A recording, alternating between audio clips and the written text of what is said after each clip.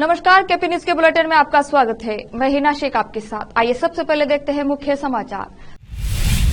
Karnataka budget 2024 CM Siddaramaiah का कहना है, ये राजकोषीय अनुशासन के साथ विकास प्रेरित कल्याण उन्मुख बजट है। अब पीएसएस के तहत कर्नाटक कर सकेगा 1.39 लाख टन चना की खरीदी, केंद्र से मिली मंजूरी। मुंबई हवाई अड्डे पर व्हील चेयर नहीं मिलने से बुजुर्ग की मौत, एयर इंडिया ने दी सफाई। दिल्ली के अलीपुर में पेंट फैक्ट्री में लगी भीषण आग, 11 लोगों की हुई मौत। पीएम मोदी की राजस्थान को बड़ी सौगात, 17,000 करोड़ रुपए के प्रोजेक्ट का दिया तोहफा।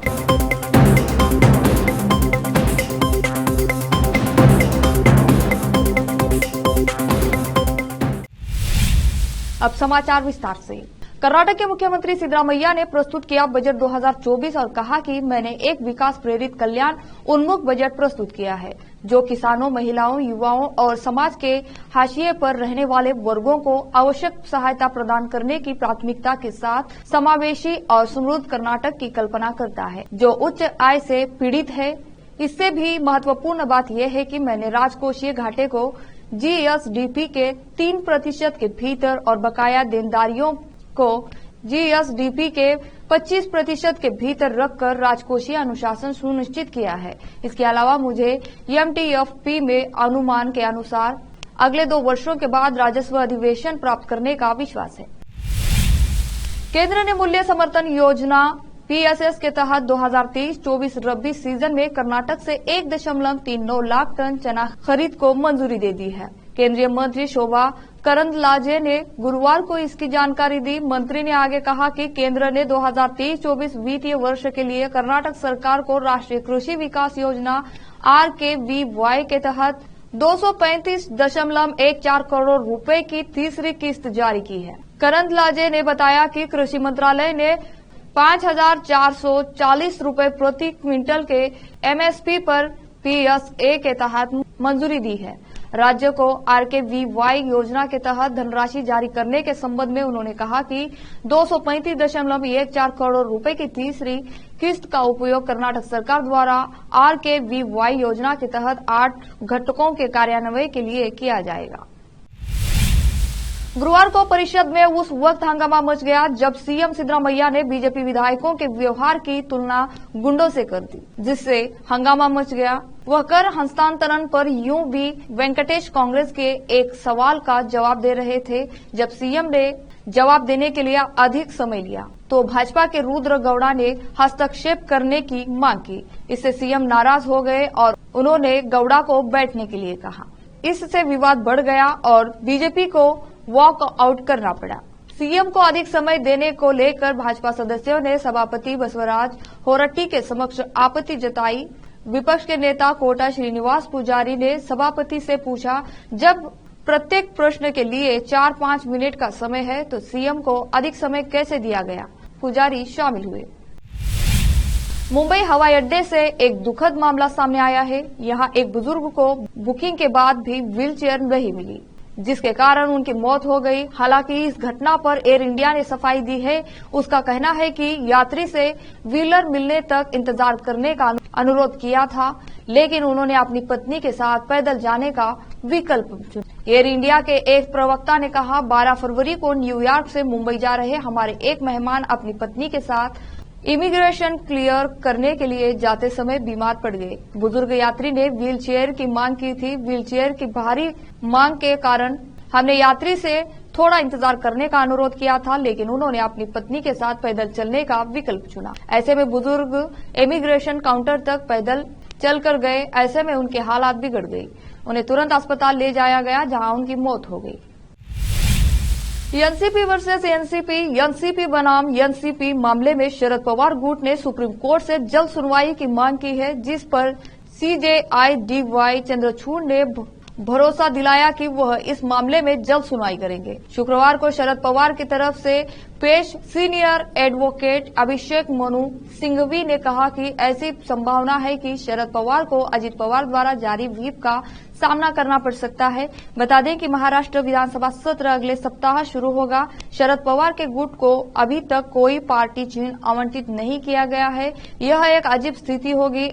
चुनाव आयोग के आदेश के कारण जब अगले हफ्ते विधानसभा शुरू होगी तो शरद पवार अजित पवार के व्हीप के अधीन होंगे। शरद पवार गुट ने कहा कि उस आदेश को चुनौती दी जा रही है। यह दूसरे मामले में उठाए गए कानून के सवालों के समान है। उन्होंने हमें कोई चुनावी चिन्ह ही नहीं दिया है। यह उद्धव ठाकरे मामले से भी बदतर है। अब लेते हैं छोटा सा ब्रेक।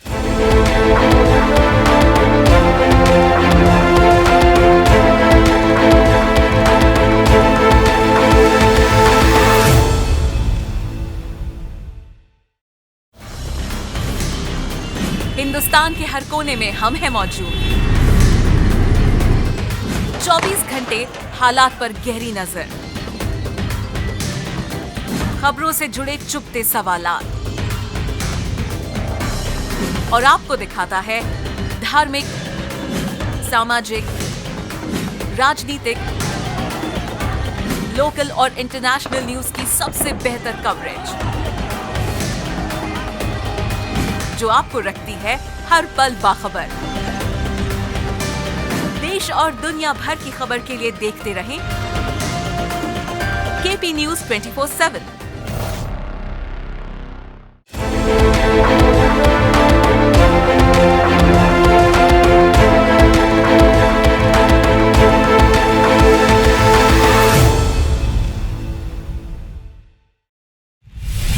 ब्रेक के बाद आपका स्वागत है। दिल्ली के अलीपुर में स्थित एक पेंट फैक्ट्री में गुरुवार शाम भीषण आग लग गई। आग में करीब 11 लोगों की झुलसकर मौत हो गई। इसके अलावा 3 लोग आग में गंभीर रूप से झुलस गए, जिन्हें अस्पताल में भर्ती कराया गया है। जिन लोगों की मौत हुई है वे सभी पेंट के गोदाम में काम कर रहे थे। दमकल की 22 गाड़ियों ने आग पर काबू पाया। दिल्ली अग्निशामक सेवा DFS के एक अधिकारी ने कहा कि शाम 5:25 पर आग लगने की सूचना मिली, जिसमें दमकल की 22 गाड़ियों को तैनात किया गया। उन्होंने बताया कि रात करीब 9 बजे तक आग पर काबू पा लिया गया। पुलिस के मुताबिक कारखाने में विस्फोट के बाद आग लगी। दिल्ली के अलीपुर में हुई अग्निकांड के बाद अब सीएम अरविंद केजरीवाल ने बड़ा ऐलान किया है। उन्होंने कहा, यह बहुत दुखद घटना है। आग एक पेंट फैक्ट्री में लगी, 11 लोगों की मौत हो गई और 4 अन्य घायल हो गए। हम मृतकों के परिवार को 10-10 लाख रुपए देंगे, साथ ही घायल लोगों को 2-2 लाख रुपए मुआवजा देंगे। प्रधानमंत्री नरेंद्र मोदी ने राजस्थान को बड़ी सौगात दी है। करीब 17 करोड़ रुपए के प्रोजेक्ट को शिलान्यास और लोकार्पण शुक्रवार को प्रधानमंत्री ने किया। ये प्रोजेक्ट रेल, रोड, सौर ऊर्जा, पानी और LPG जैसे विकास कार्यक्रमों से जुड़े हैं। इस अवसर पर पीएम मोदी ने कहा, ये परियोजनाएं राजस्थान के हजारों युवाओं को रोजगार देने वाली है। मैं इन प्रोजेक्ट्स के लिए राजस्थान के सभी साथियों को बहुत बहुत बधाई देता हूं। प्रधानमंत्री ने कहा, मैं जब विकसित भारत की बात करता हूं तो ये केवल शब्द भर नहीं है, ये हर परिवार का जीवन समृद्ध बनाने का अभियान है। ये गरीबी को जड़ से मिटाने का अभियान है। ये युवाओं के लिए अच्छा रोजगार बनाने का अभियान है। ये देश में आधुनिक सुविधाएं बनाने का अभियान है। कांग्रेस ने आज आरोप लगाया था कि कांग्रेस और यूथ कांग्रेस के खाते इनकम टैक्स विभाग की ओर से फ्रीज करवा दिए गए हैं। अब खबर आई है कि इनकम टैक्स अपीलेट ट्रिब्यूनल से उन्हें खाते ऑपरेट करने की इजाजत मिल गई है। इस मामले में अंतरिम राहत पर सुनवाई बुधवार को होगी। पार्टी नेता विवेक तनखा ने एक्स पर लिखा कि आयकर अपीलीय अधिकरण ने सुनवाई लंबित रहने तक कांग्रेस पार्टी के खातों पर लगी रोक हटाई गई है। इससे पहले कांग्रेस के नेता और कोषाध्यक्ष अजय माकन ने आज प्रेस कॉन्फ्रेंस कर केंद्र सरकार पर बड़ा आरोप लगाया था। उन्होंने कहा था कि हिंदुस्तान में लोकतंत्र पूरी तरह खत्म हो गया है। परसों ये जानकारी मिली कि जो चेक कांग्रेस इश्यू कर रही है, बैंक उससे पैसा नहीं दे रहे हैं। मुख्य विपक्षी दल कांग्रेस के अकाउंट पर तालेबंदी कर दी गई है, अकाउंट फ्रीज कर दिए गए हैं। फिर से लेते हैं छोटा सा ब्रेक। हिंदुस्तान के हर कोने में हम हैं मौजूद। 24 घंटे हालात पर गहरी नजर, खबरों से जुड़े चुपते सवालात और आपको दिखाता है धार्मिक, सामाजिक, राजनीतिक, लोकल और इंटरनेशनल न्यूज की सबसे बेहतर कवरेज जो आपको रखती है हर पल बाखबर। देश देश और दुनिया भर की खबर के लिए देखते रहें केपी न्यूज 24/7। ब्रेक के बाद आपका स्वागत है। जब भारत शनिवार को अपना लेटेस्ट मौसम उपग्रह लॉन्च करेगा तो वह एक रॉकेट का उपयोग करेगा जिसे भारतीय अंतरिक्ष एजेंसी का शरारती लड़का यानी नॉटी बॉय नाम दिया गया है। Geosynchronous satellite launch vehicle GSLV शनिवार शाम 5:35 पर आंध्र प्रदेश के श्रीहरिकोटा से इनसैट 3DS उपग्रह के साथ उड़ान भरने वाला है। इसरो के एक पूर्व अध्यक्ष ने इसे नॉटी बॉय कहा था क्योंकि इस रॉकेट ने अपनी 15 उड़ानों में से 6 में बेहतर प्रदर्शन नहीं किया है। GSLV का आखिरी प्रक्षेपण 29 मई 2023 को सफल रहा था, लेकिन उससे पहले 12 अगस्त 2021 को हुआ प्रक्षेपण असफल रहा था। नॉटी बॉय की तुलना में GSLV के मार्क 3 उर्फ बाहुबली रॉकेट ने 7 उड़ानें पूरी की हैं और 100% सफलता का रिकॉर्ड बनाया है। इसरो के वर्कहाउस रॉकेट ध्रुवीय उपग्रह प्रक्षेपण यान PSLV की सफलता दर भी 95% है, जिसमें 60 प्रक्षेपणों में केवल 3 विफलताएं हैं। बता दें कि GSLV एक 3 चरणों वाला रॉकेट है जिसकी लंबाई 51.7 मीटर है। इसका भार 420 टन है। रॉकेट भारत निर्मित क्रायोजेनिक इंजन का उपयोग करता है और इसरो कुछ और प्रक्षेपणों के बाद इसे रिटायर करने की योजना बना रहा है। कांग्रेस नेता राहुल गांधी की भारत जोड़ो न्याय यात्रा इस समय बिहार के सासाराम में है। सासाराम में भारत जोड़ो न्याय यात्रा के दौरान कांग्रेस सांसद राहुल गांधी के साथ बिहार के पूर्व उप मुख्यमंत्री और राजद नेता तेजस्वी यादव यात्रा में शामिल हुए। तेजस्वी यादव इस दौरान राहुल गांधी के सारथी के रूप में नजर आए। तेजस्वी यादव कार चला रहे थे और बगल की सीट पर राहुल गांधी बैठे हुए थे। सासाराम में भारत जोड़ो न्याय यात्रा के दौरान राहुल गांधी ने किसानों के साथ बातचीत की। किसानों ने आज भारत बंद का आह्वान किया है। तेजस्वी यादव और राहुल गांधी को एक SUV कार में बैठे देखा गया जो धीरे धीरे चल रही थी। इस दौरान राहुल गांधी ने शहर के मुख्य सड़क पर एकत्रित उत्साही भीड़ की ओर हाथ हिलाया। स्थानीय लोग सड़क के दोनों ओर कतारबद्ध होकर राहुल गांधी को देख रहे थे।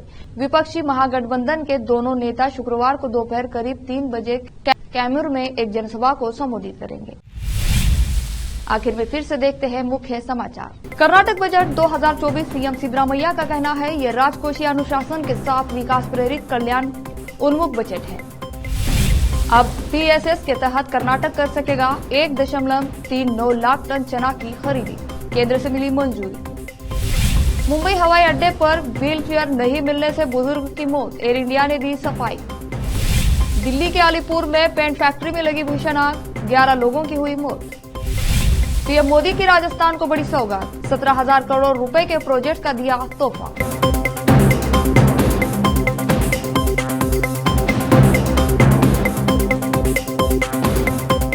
केपी न्यूज के बुलेटिन में आज इतना ही। देश और प्रदेश के समाचारों के लिए देखते रहिए आपका अपना चैनल केपी न्यूज 24/7। धन्यवाद।